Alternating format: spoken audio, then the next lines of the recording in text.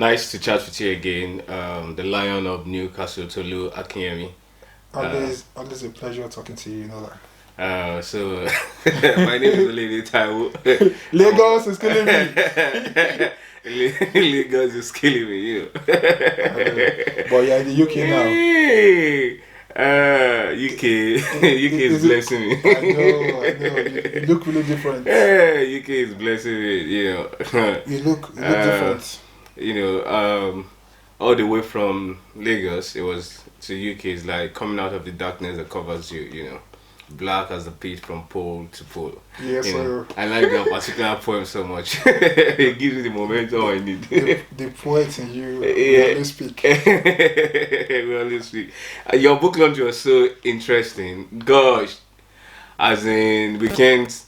People were even struggling to leave, you know. People stood up and they sit down back and every other stuff. So it was actually a very great, you know, book launch. And then the caliber of people that came is not just people that just came to, you know, register their presence. They were actually, you know, involved in the whole launch, and it was nice catching up with you.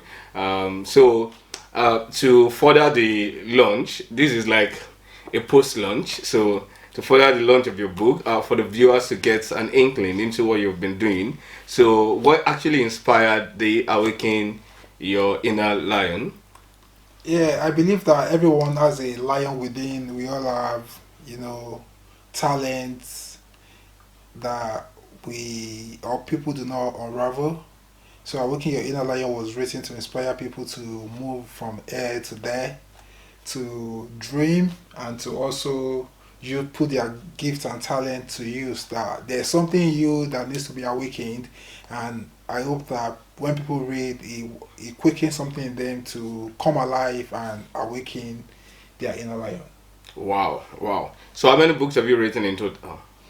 Yeah, written, published 18 books, and I have 2 books forthcoming and 2 dusty manuscripts.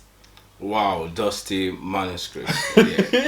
I like that. You know, GT Bank did something with dusty manuscripts some time ago, and it was interesting. But now it's gone into the vein. So, how much more are we going to see in the literary scene? And I know you run an imprint. So, how much of you are you going after the dusty manuscripts and the 2 books you have in the offing? Would you just concentrate on your imprint, or you just shortly, you know, straddling both imprints and then also, you know, writing your poems? Yeah, so basically I don't really know the direction that I will be taking. Like, you know, I said last night that in 2019, like at the last book launch, I was like, after that Cats Don't Meow at the late Inferior, I was like, hey, this was my last book. Yeah, I've played my part. I've left my imprints on the sands of time. But after that statement and speech, I've written 14 more books, and I have 2 other books forthcoming. So I wouldn't say, but I'll be working on my imprint, getting more authors on board, publishing more books, and supporting other writers as well. And on my own journey, maybe just making more money. Like I think I've written a lot of books now. I need to see the money. Like I need to make more money. So I hope that the new year blesses me with more favor, more luck, and more money. Yeah. The new year. I just remember a poem concerning the new year, but we'll leave that. Then you've been actually pushing your imprint, and you've been doing a whole lot of marketing. So how do you think? What does it cost to actually run an imprint? Is it really getting you? You know, is it really eating into your pockets, or along the way you just found a way around it? Yeah, I think running an imprint, you must be passionate as well, because you need passion to stay the course. Because when the money is not flowing as you expect it to flow, then you need to be passionate. And I think that's where me being a writer as well has been very useful, because I have a passion for the arts. So I am happy to stay the course. I don't see it as a burden, you know, because you see people gift money to, to causes they believe in. So even when I invest my own personal funds in the imprint, I don't see it as a burden at all, because I know that the commitment to the arts must always, must be alive, because we don't want the art to die. And it's when we publish literature, when we publish these works, that will keep literature alive, we keep the art alive. So, and with everything great, money will come. It's just do the work, publish the great works. With time, everything will break even. That's my belief. Wow. That's big. So when the imprint does not really, generate as much as you want, your solace is actually in the fact that you're also a writer, and so you see beyond the profit. Yeah. You see into the artistry and Yeah. then promoting the culture. Yeah, the culture. Yeah, very important. The culture. You have to do a lot of things for the culture, because when you don't invest in the culture, then, and as with everything as well, I don't also believe just in myself, in promoting myself, and that is why I actually set up the imprint as well, to discover other great talents, to put their work out there as well. So not just me, but I think what we've been able to achieve at the Lion of Newcastle is that every book that we've published, you know that you're buying something that is worth it for your money, and the books are very, very affordable as well. Yeah. So because I believe that art should be accessible, you don't have to make it so expensive for people to access literature. Yeah, but some people have always argued that poetry, literature, and every other stuff is actually elitist. So I want to see you, deconstruct that. Yeah, for me, I don't think I belong to that school of thought, because I believe that getting access, in terms of growing up as well, I was just we started up as a low income family, and we had access to a lot of books, to literature. So I wouldn't see it as, I think it depends on the inclination of the family, or depends on where you are from, where you grow up, the people you mingle with. I have friends that growing up, they read thousands of books, and they were not from an elite family or anything, but it just depends on the culture within the home. So like in my house now, we have a lot of books, so many books. My children are exposed to so many books. I read books to them. Even they beg me every night to come and read to them, and there are some nights I just say, I'm not in the mood, I'm not reading tonight. And it doesn't mean like, we have access to a lot of things, but it doesn't mean. So I think it's just about the culture. There are a lot of parents that they don't have all the money in the world, but they've given their children the opportunity to find solace in literature, in books, and so that's just my own POV. To find solace, in literature and also in books. Yeah, I like that. I like that so much. And then going back to Africa, what do you think is the future of literature in Africa? Yeah, I think the future of literature in Africa is aimed on people also investing in literature. I see a lot of people, they want free books. They share free books a lot. So you go online and see people say, I have an author's book, I want to share free of charge. And that should not be the case. When people do not invest in something, it dies. So we need to invest in literature. We need to have more prizes for literature. We need to encourage the arts, like we have in the UK. Talent. The Art Council England supports talents within the artistic space, so people can fly. People can soar to whatever level they can fly on wings. They can create. So for us to get to that space in Africa, there must be corporations must be willing to invest in creative talents.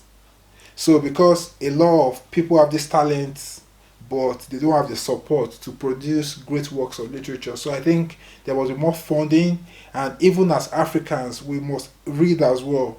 So it's not just about people investing in creators, but the citizens as well must be invested in reading. And the truth is that a lot of people don't read. So for us to grow the art generally, then we must invest in reading and in different facets of reading. Wow, that's amazing. And then what will you think about the level of civilization in Africa with respect to literature?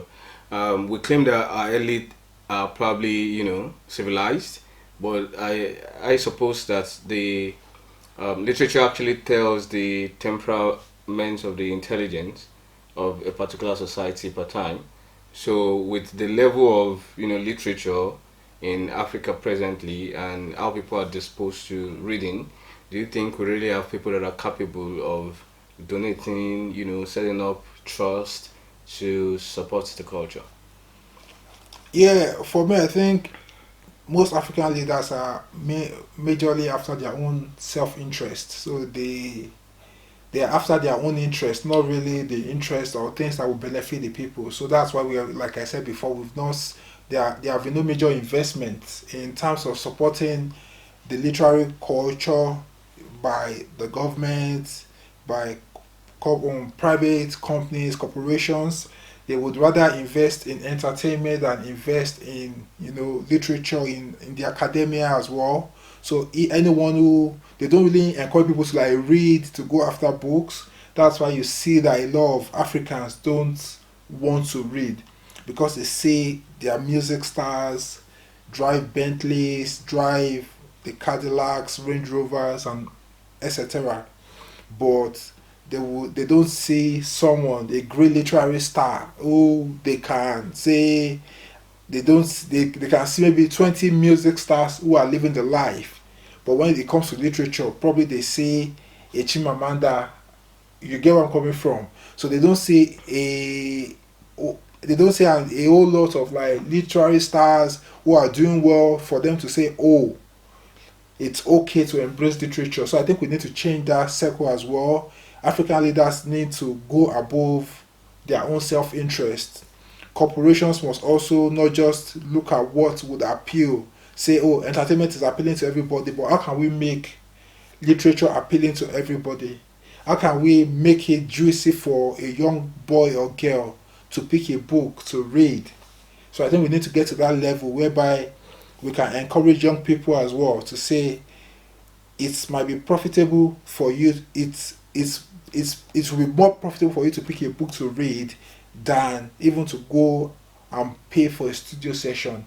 And I think African leaders as well, they need to from the books they read, the learnings and all of that, they need to apply. Need to begin to apply because you see scenario, a situation whereby African leaders go abroad, they come to the UK, they go to the US, Canada, they go to Dubai, they see the development over there, but they can't translate this development into tangible results for the continent.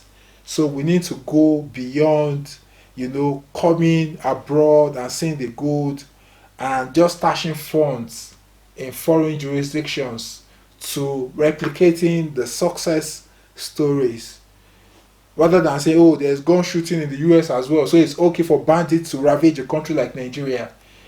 Don't just pick the negativity.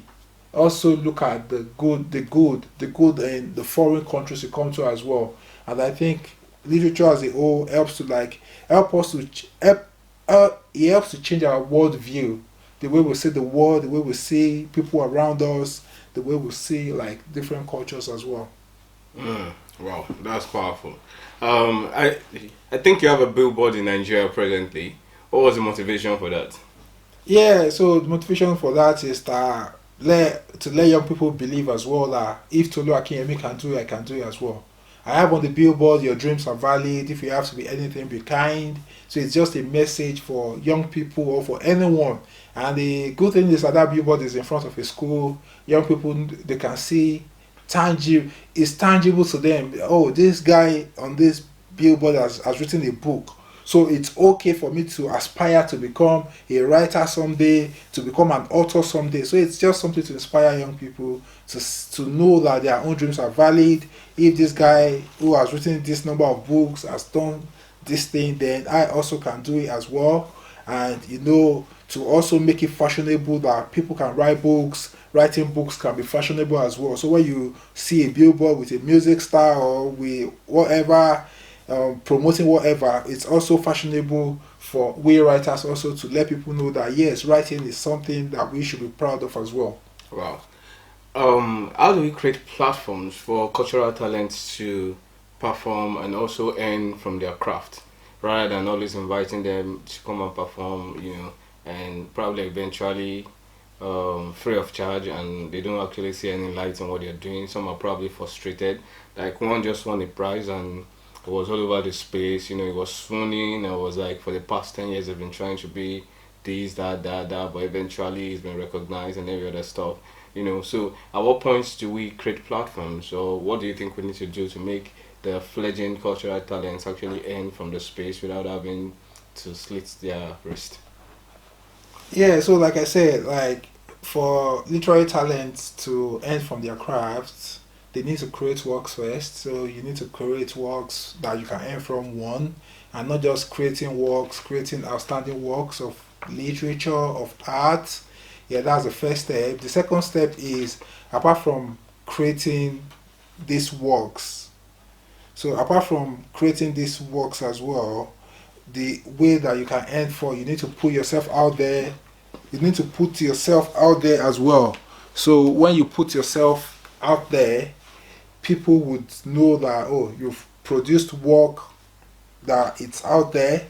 Then so put yourself out there, and also don't wait for people to come to you. If just through your own channels, your social media and everything, your WhatsApp story, your status message, let people know about what you do. Promote yourself through those literary platforms and connect with like minds as well. So I think that's one way to, and also like my own guiding mantra is, do not wait for people to come to you as well. See what you can create within your own little space. So I think it's important for us to like not wait for people to bring these opportunities to us, but what can you do for others? Can we, like in my own space, I co-founded an art organization.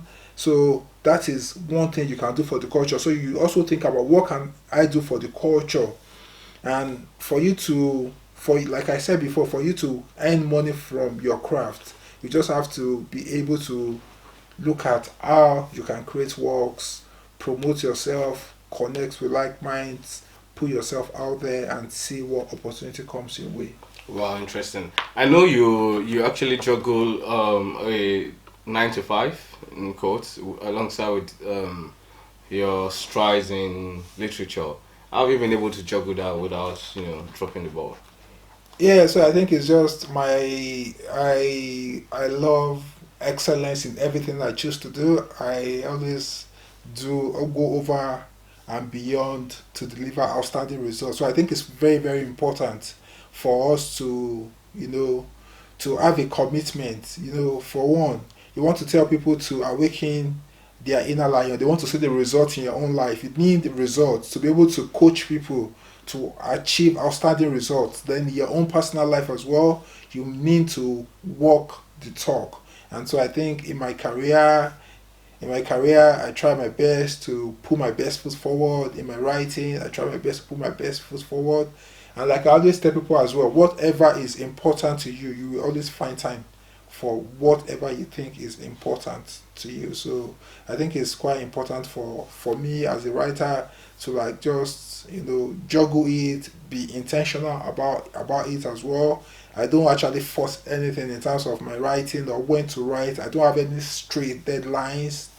I just do my 9 to 5, and I use my spare time to write when I want to write. So I've gotten to a stage where I don't really have to write every day or push myself extra hard to write, because I'm somewhere around 18 books published now, and so there is really no pressure at all. No pressure, no pressure. I like that. I like that. I want to do a quick reading from your book, Unknown Gunmen. Because we know where we're coming from the dark continent. So, Unknown Gunmen. The monsters we made are sucking blood, planting doom, spreading a quantum level of violence.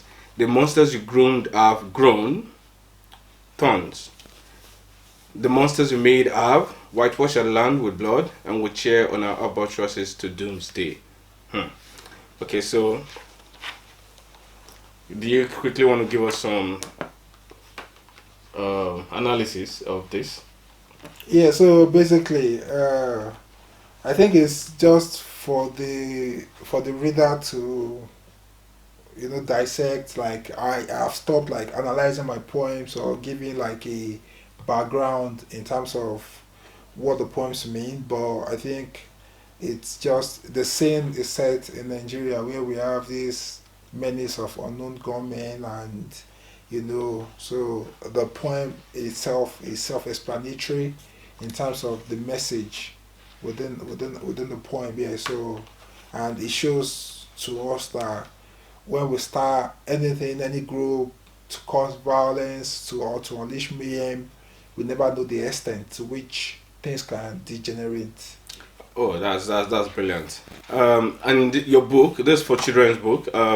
If you have to be anything, be kind. Wow, this book is actually beautiful. I think everybody should go get this. Get this for your kids. Get this. It's everywhere. Where can we get these books? Yeah, on Amazon, Barnes and Noble, Tolutoludo.com, Akinyemi.com, the Lion of Newcastle.com, and everywhere else where books are sold. Yeah, then we have the City of Lost Memories. You can actually, align with that also. This should resonate with you. We all need to awaken the inner lion in us, basically, because it's like bringing up the energy you need to transcend your particular sport to a new sport. So it's very important. On the train to hell, I could have read and read and read and read and read it. So how do you respond to critics as regards your work? Yeah, produce more outstanding works. That's the best way to respond to critics. Produce more outstanding works. Because sometimes you read some comments and probably is it that the people have not read your book, or they are just coming from, No, even if they've read the book and they critique it, like I have no problem with that. It spurs me on to do better. So I think it's more. I don't say it like a personal attack or whatever on my talent. I know I'm talented. So I think it only spurs me to write better, to become better, and take the positives and the negatives as well. Because we always have this mindset to always want to, revel in the positivity of our works, and we don't want the negativity. But it is what it is. Writing a book comes with vulnerability. Exposing your ideas to the world means that there will be critics. So I think it's okay. I think it's okay to have negative critics, but it's not doomsday. It is not doomsday. Okay. So NLNG Prize for Literature. We have very young guys being nominated. Do you have your favorites? Do you have anyone you're rooting for? Do you look forward to some names and things being declared as a winner? Or you hope they share the prize amongst them? It's a good one that we have like young writers and poets from the new generation of writers coming up and making the shortlist for the NLNG prize. But I would say may the best poets win. The best poets win. So which book did you read that actually that was a touchstone for your literary stride? I think in terms of for my literary stride or which book I read, I think I read a lot of Chinua Achebe, but it wasn't really like at the time I was reading Chinua Achebe, it wasn't a touchstone for my literary stride, but it just made me believe like I just loved literature. I loved art because I used to read a lot. I used to be very introverted, and I found solace like in literature, but it wasn't to catapult me to become the writer I am today, but it was just to set something alive in me to believe that yes, it's possible, you also can do this. Yeah, so I would say that because I read a lot of books like growing up, but I published my first book in 2017, so the time differential is quite Huge. is huge. Yeah, so I wouldn't say they would be like touchstone, but they were really good like ways for me to like ingrain myself into literature, in the culture, and in art as well. So how are you finding expression in this space, in the United Kingdom for your cultural talent? Expression in various ways by pushing the boundaries in terms of telling people what's possible, and that's through my works, through outstanding works of literature that can stand the test of time. I think That's very, very important.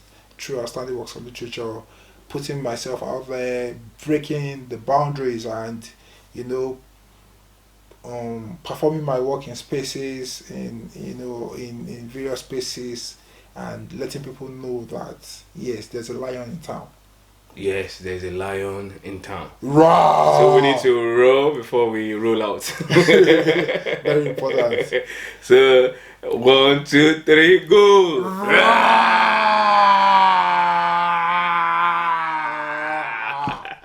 All right, catch you guys some other time. Peace.